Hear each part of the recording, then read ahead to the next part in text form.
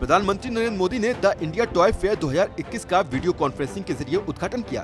आत्मनिर्भर भारत अभियान में वोकल फॉर लोकल के तहत देश को खिलौना निर्माण का वैश्विक हब बनाने के मकसद से शिक्षा मंत्रालय, महिला व बाल विकास मंत्रालय और कपड़ा मंत्रालय मिलकर इसका आयोजन करवा रहे हैं। टॉय फेयर केवल एक व्यापारिक या आर्थिक कार्यक्रम भर नहीं है।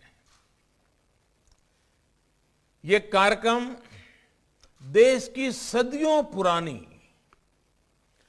खेल और उल्लास की संस्कृति को मजबूत करने की एक कड़ी है।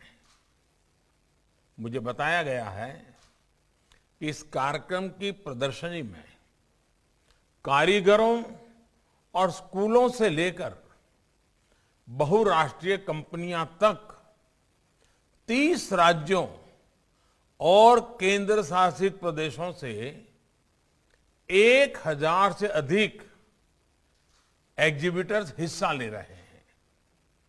आप सभी के लिए एक ऐसा मंच होने जा रहा है जहां आप खिलौनों के डिजाइन, इनोवेशन, टेक्नोलॉजी से लेकर मार्केटिंग, पैकेजिंग तक चर्चा परिचर्चा भी करेंगे और अपने अनुभव साझा भी करेंगे।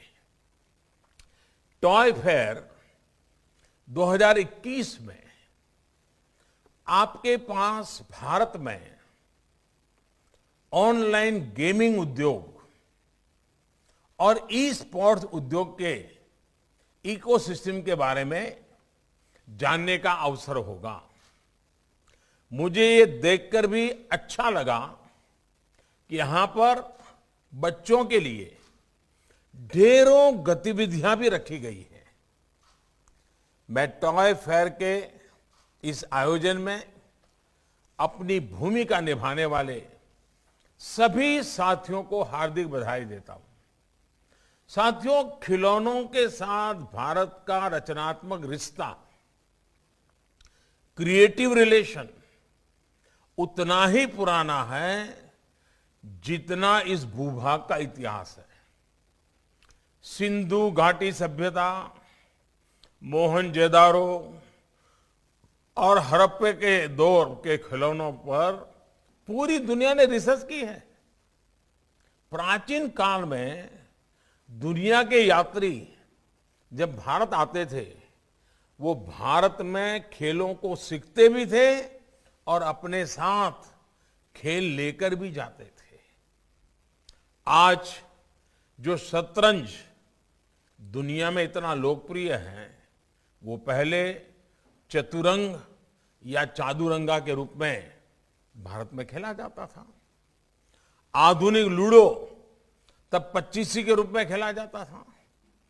हमारे धर्म ग्रंथों में भी आप देखिए, बाल राम के लिए अलग अलग कितने ही खिलौनों का वर्णन मिलता है। गोकुल में गोपाल कृष्ण घर के बाहर अपने मित्रों के साथ कंदूक यानी बॉल से खेलने जाते थे। हमारे प्राचीन मंदिरों में भी खेलों के, खिलौनों के शिल्प को उकेरा गया है। खास करके तमिलनाडु में, चेन्नई में अगर आप वहां मंदिरों को में देखेंगे तो ऐसे कितने ही उदाहरण देखने को मिलेंगे कि मंदिरों में भी अलग अलग खेल, अलग अलग खिलौने, वो सारी चीजें वहां आज भी दीवारों पर दिखती हैं। साथियों, किसी भी संस्कृति में जब खेल और खिलौने आस्था के केंद्रों का हिस्सा बन जाएं, तो इसका अर्थ है कि वो समाज खेलों के विज्ञान को गहराई से समझता था।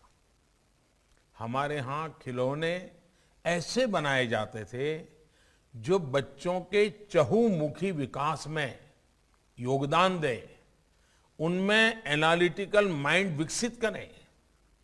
आज भी भारतीय खिलौने आधुनिक फैंसी खिलौनों की तुलना में कहीं सरल और सस्ते होते हैं, सामाजिक भौगोलिक परिवेश से जुड़े भी होते हैं। साथियों, रेस्क्यू, रीयूज और रिसाइकलिंग जिस तरह भारतीय जीवन शैली का हिस्सा रहे हैं, वही हमारे खिलौनों में भी दिखता है।